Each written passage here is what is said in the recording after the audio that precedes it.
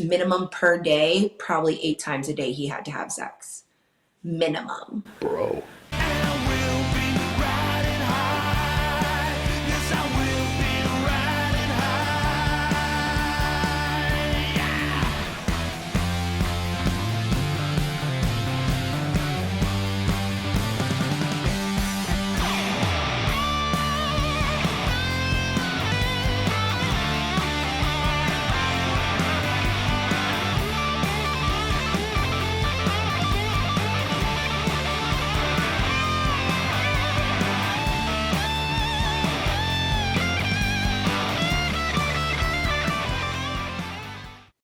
All right, welcome back to Long Island's #1 pro wrestling broadcast. Monty the Pharaoh, only seen here out of Indie Music TV, where we're welcoming our guest, Miss Daniella Petrow. How are you? Good. How are you guys? Ex-girlfriend of Matthew Riddle. I met him actually January 2nd, 2022. I ended my relationship with him about the end of May, beginning of June.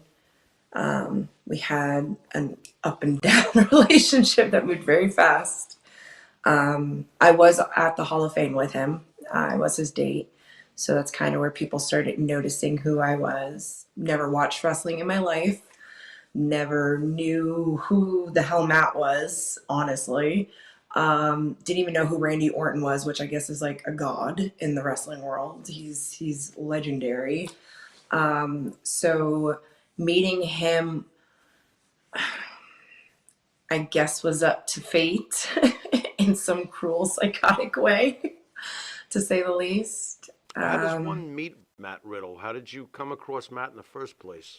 Not being a wrestling fan, how did that happen? So I love Cardi B. I love how outspoken she is. I'm not a big rap fan, but I'm definitely a fan of hers. And I followed her on Instagram, and I, of course, followed her husband, Offset. And I was just going through the stories, and Offset posted a picture with the Amigos and Randy Orton and Matt Riddle in the picture with them. And I just remember like, oh my God, is there a tag? Please tell me there's a tag. Clicked on the name, and he was everything. If I could build my own guy like Weird Science visually, that was my Weird Science right there. And I was like, you know what? Oh, he's a couple 100,000 followers. He's probably not gonna see this. I'm gonna shoot my shot. And I just sent like a provocative video, enough to kind of just lure him in if he looked at it. And literally 30 minutes later, I got a response. And I was just like, okay, he's verified. Let me make sure it's not someone controlling his account for him, because a lot of people don't control their own accounts nowadays. They have someone that they paid to control it or post things for them. And he sent me a video talking about how hot I was. And then we just were talking nonstop that whole day. We had a lot, which was kind of scary and common. Came from the same area in Pennsylvania. He was born in Allentown. His mom's from Pennsylvania. I grew up in Wilkes-Barre, Scranton, which is only a 45-minute difference. He's divorced. He's going to be divorced. He was separated. So he's like, I'm separated with 3 kids. I'm like, oh my God, I have 3 kids too. What are yours? Oh, I have 2 girls and a boy. Oh my God, I have 2 boys and a girl. Like things like that. It was just like, same age range. He's only like 2 years older than me. And it was just, it felt so almost like we've been long friends, and it went so smoothly.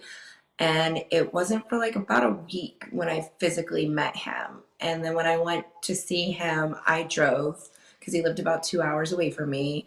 I drove, and he's like, do you just want to like hang out and like play video games and chill? And I'm like, we're like 30 years old, but sure. Like, we don't need to go out. He's like, I'm on the road all the time. I just want to just be home.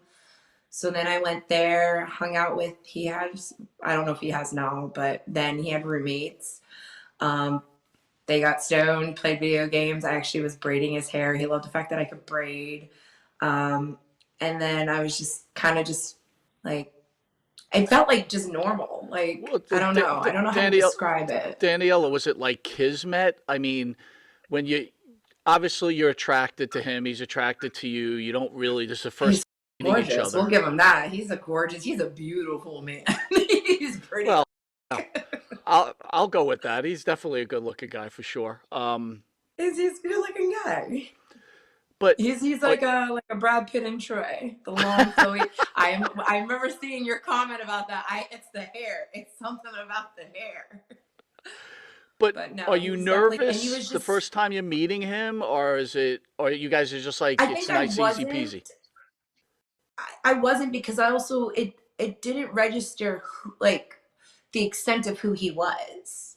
So like I didn't know who he was, and I really didn't find out who he was probably until like we went out with a bunch of his friends who were wrestlers, and we were at dinner, and like the manager came up and was just like, hey, so I guess you guys are everyone noticing you guys, and we were just wondering if the staff and some of like the guests can come over and like, you know, get autographs and pictures with you guys. I'm like, I was like, who are you guys? Like, who are you?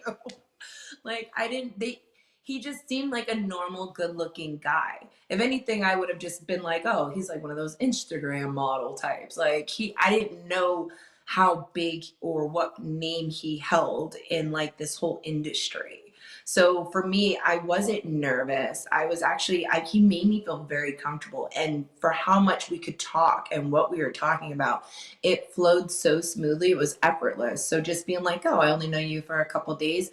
I'm going to drive to go hang out at your house. You have roommates and friends? No problem. Like, it just seemed like I was going to go hang out with someone I've already known for quite some time.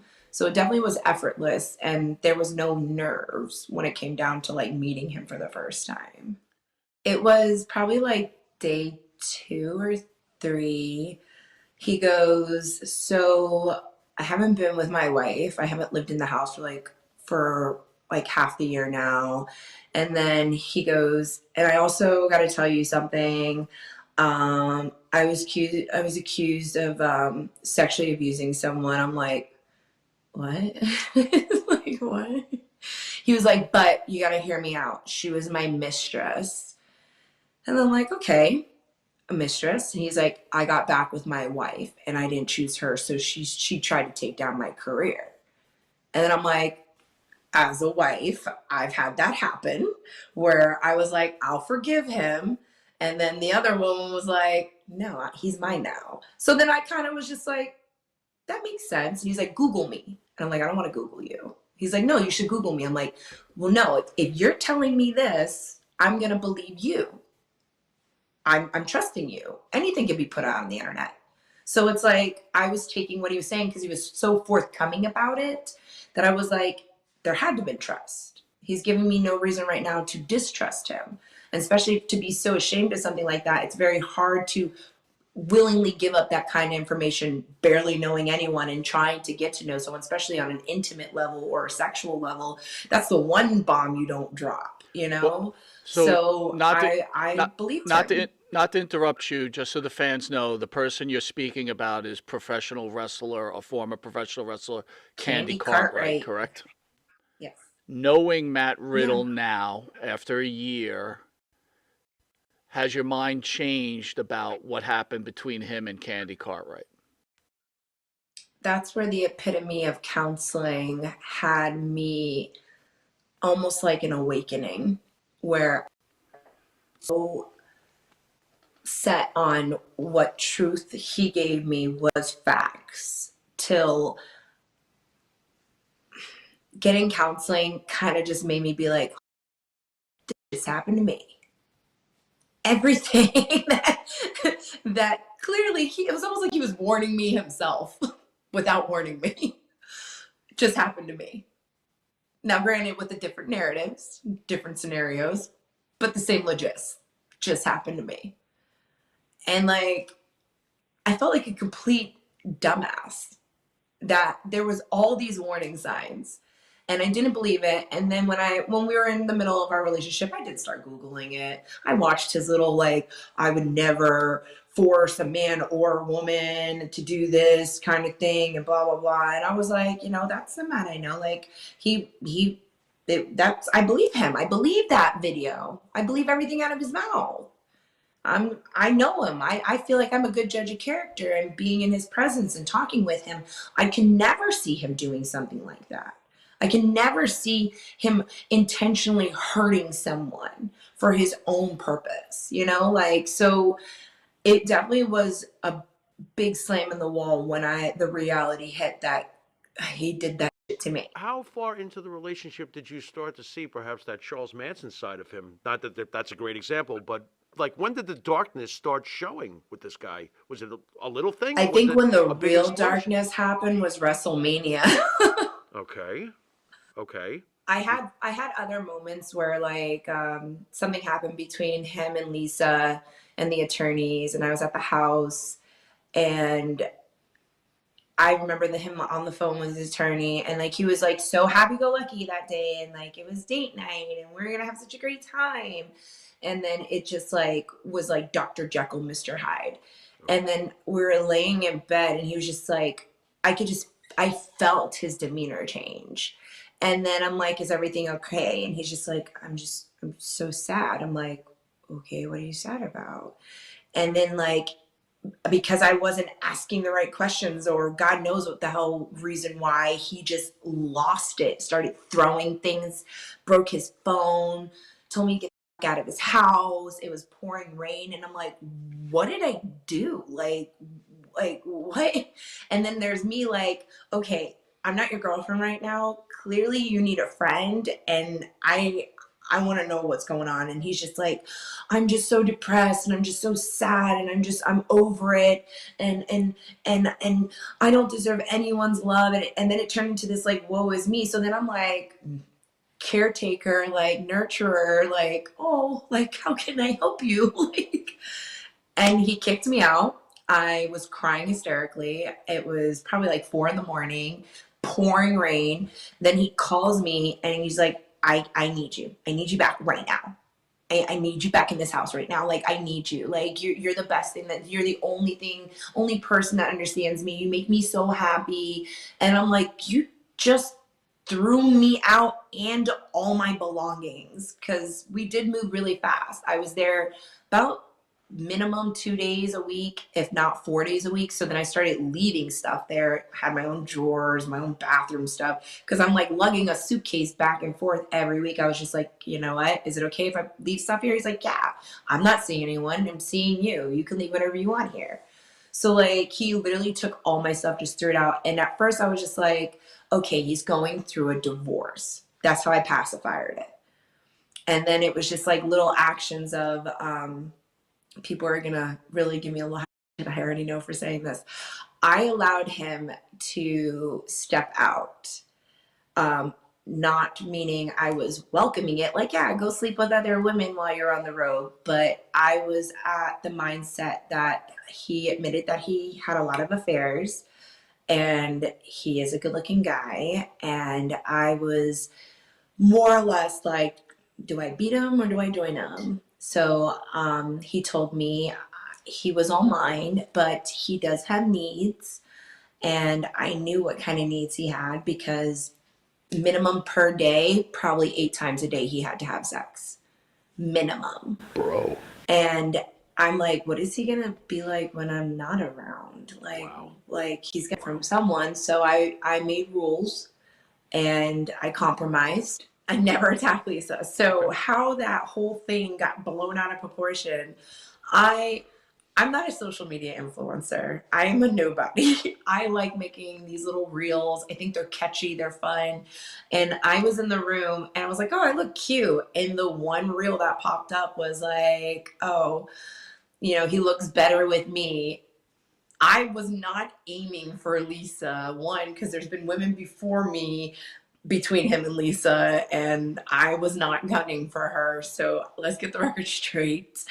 Gotcha. I've sent her, I know she read it. I sent her, I am sorry that people thought that, but I was not gunning for her. We were at WrestleMania, and one of the NXT wives was there, and he wasn't. and she was drunk and she was all over Matt.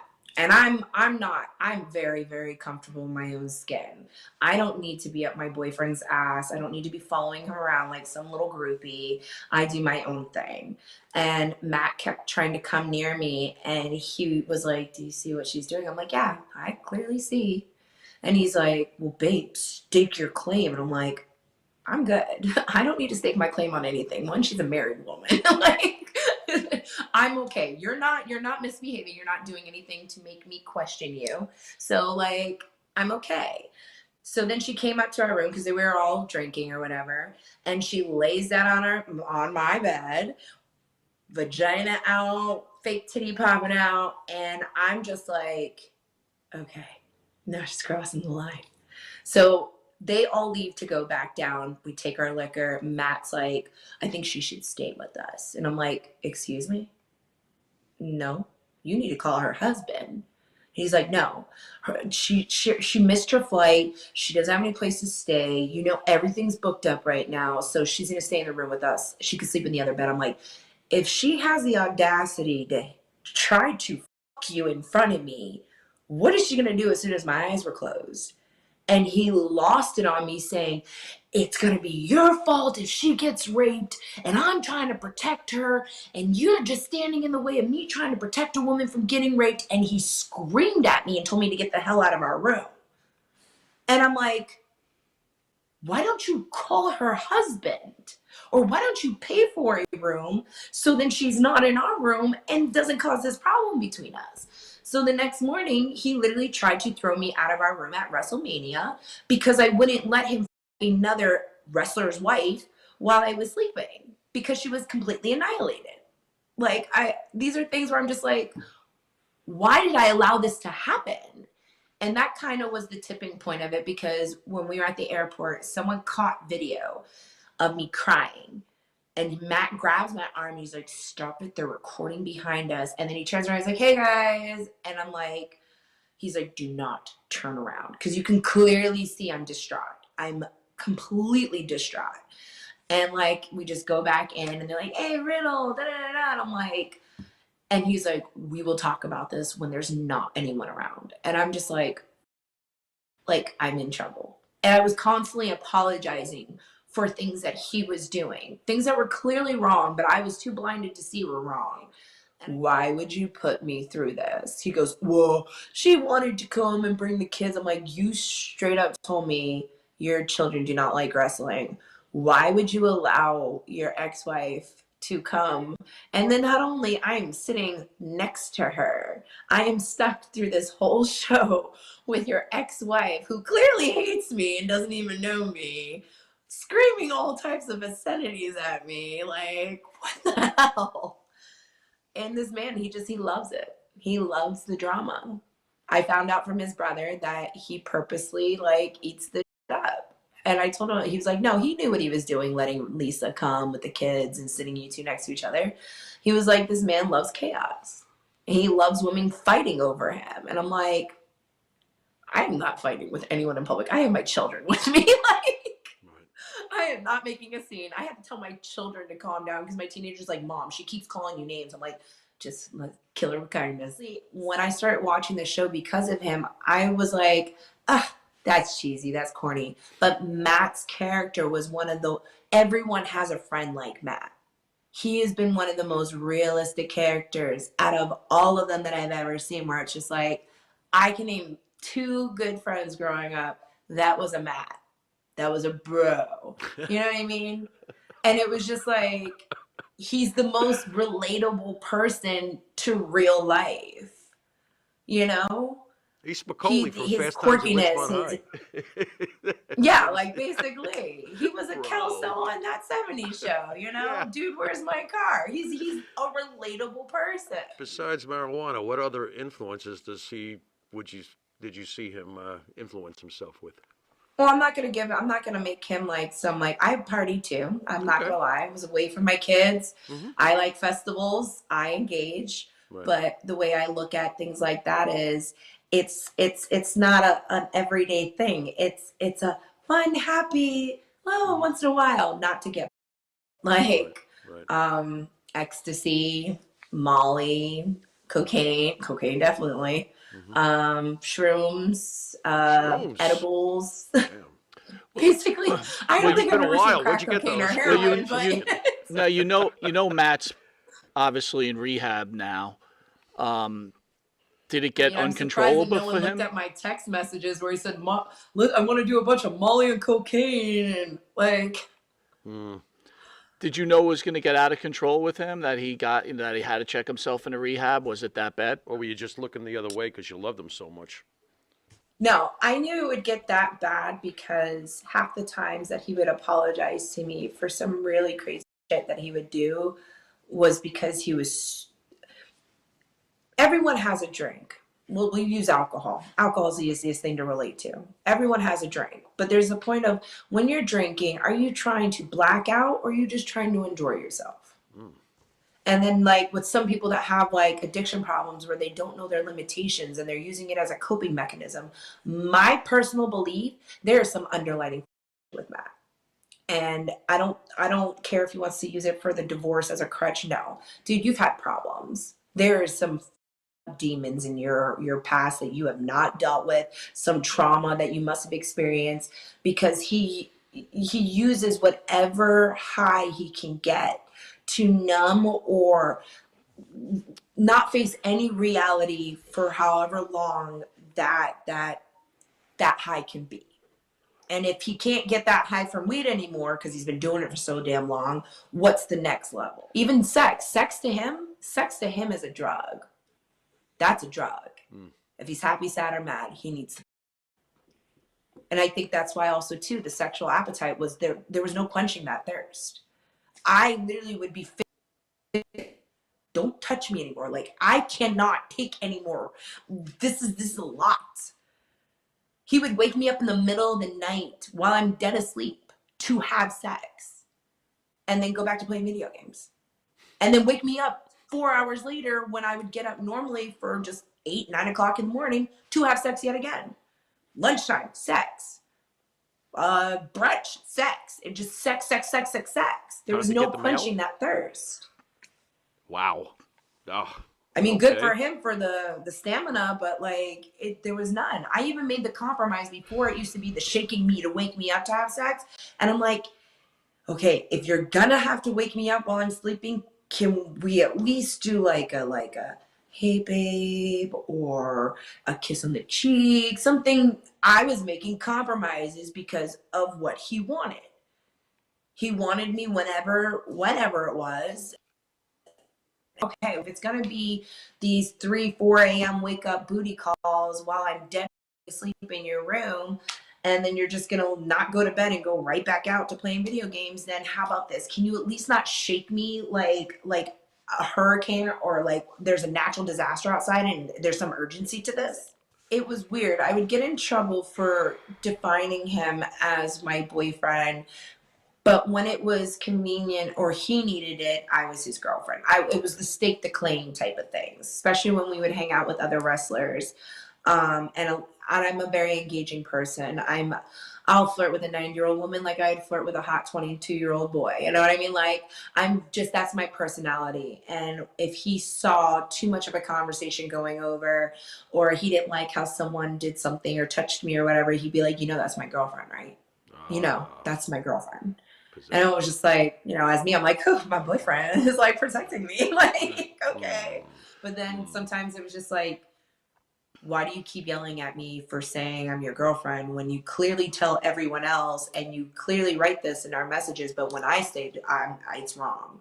I'm miscommunicating. I'm misleading people. But it just like even with the one article that came out about me, like his female friend, I'm like, oh, I'm your female friend now. I'm your female friend now. Ouch. I was like, you're not even gonna like correct that. Right. Danielle, how do you think you're viewed by the general public? Do you think you're viewed as a woman scorned that Matt Riddle just broke up with and she can't handle the breakup? Or But that's what's funny is people don't realize I broke up with him. Okay. So do tell. How did that one out? How there did you you go. end up breaking up with him? How did that happen? Yeah, how do you? Sorry to let you know, but I don't too. How'd you get to that point? What'd you say to him, bro? Later, bro. I He mean, sent me a video of him having sex with a teenage girl. An underage girl. That was my breaking point. You're saying an underage girl, or teenage? correct? Well, there's two different. Teenage to me when she was 19. Okay, Okay. She's thank a you. teenager. Yeah. Okay. I She's a hear you. teenager. I hear you. So he Okay. takes a video of having sex with her and sends it to you. And what was his Yeah. response? Like, what was he expecting to hear from you? Were you guys fighting when he Well, sent this first, video? Want to I know was his- supposed to be happy. I was supposed to be happy that he was being taken care of because I wasn't there to do it. What? What? Okay. So how far up And- his ass does your foot go after that? Oh, I went psycho. That right there, any comment, any negative thought right there, 100% I would give everyone. I went psycho. That's when I literally said, you need to, and I offered an NDA multiple times in our relationship. Multiple. Because I knew my hurt was so bad, I wanted him to hurt. And that's when also my motive changed, where it was like, okay, I'm not trying to hurt him, but I need to get him to stop. What is your relationship with Misha Montana? I don't have one. I reached out to her. I have no ill will towards her. I had no ill will towards any of these women. When I was with Matt, I'll tell you right now, he acted like I was the only woman in a room. He makes a woman feel like she's the queen of the world. He does give that undying like attention, but that's how he gets you locked in. And then he plays this victim card. Oh, my ex-wife abused me. Oh, my mistress lied on me. Everyone's out to get me. Everyone's out to get me. And then you start hating these people for him. Because then you're watching what this person in front of you just cry and you want to take away their pain. And really it's like all these determining factors, you're the only thing in common. All these different women, but he's the only thing we have in common. We can't be all thoughts and the worst part about it is what kills me is he's getting smart. He's going for porn stars. You know how undermined they're gonna get? Well, look what she does for a living. She's asking for it. That's what these people think. And then their voices are lost. Yeah. Someone like me, I'm a nobody. I am literally the average girl. And he did this to me. And then you had someone like Candy Cartwright. She was a wrestler. She was an up-and-coming wrestler. Career gone. He said, I make WWE millions of dollars with my 420 t-shirt. You really think anyone's going to believe you, Daniella?